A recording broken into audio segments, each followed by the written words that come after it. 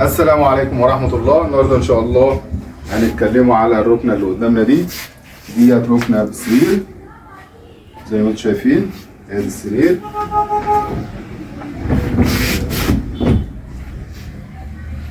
طبعا الطلوع بتاعه كل حاجة ليها حركات، مش أي رفع وخلاص. انت بترفع كده وبعد كده بتنزل تحت، خلاص كده. ده كده الشكل السرير بتاعنا، تمام.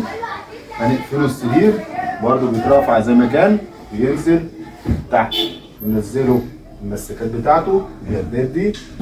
وطبعا اللي يجي يدخل مستقيمه، ما يدخلش كده ولا كده عشان ما تقعدش تخبط في الجناب، تمام. ده كده بالنسبه للسرير. الشازلونج ده شازلونج فقط، مش مفيهوش سحاره زي ما انتم شايفين كده.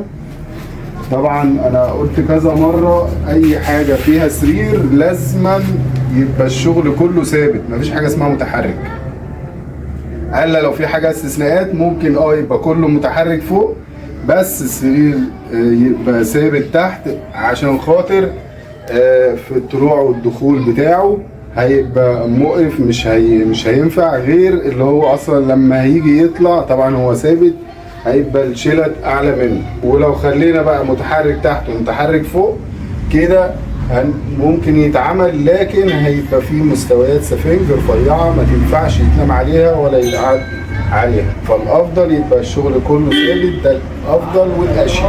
زي ما انتم شايفين كده ده الشغل كله زان. الكثافات بفضل الله كلها 45، محدش بيشتغل ب 45 ده الا القليل.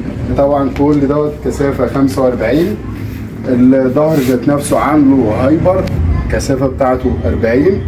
الفايبر بتاعنا بتاع الدهور، طبعا كل الدهور دي فايبر صافي طبعا. وبعمل تحت بافتة زي كده مثلا، اللي هي العبك او الدمور زي ما انتم شايفين كده. طبعا وسوست من نظيفة اللي هي الامين، وفي غير الامين برضو حاجات نظيفة برضو.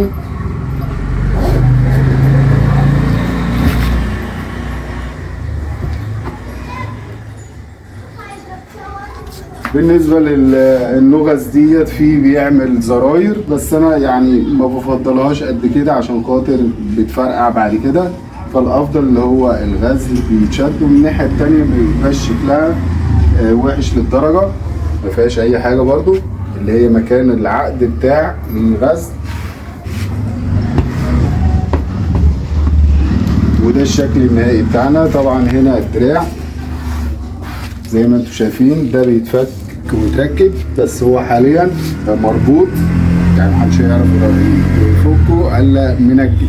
كده خلصنا الفيديو بتاعنا، وان شاء الله اشوفكم في فيديو جديد. وما تنسوش اللايك والشير وكل خير، والسلام عليكم ورحمة الله وبركاته.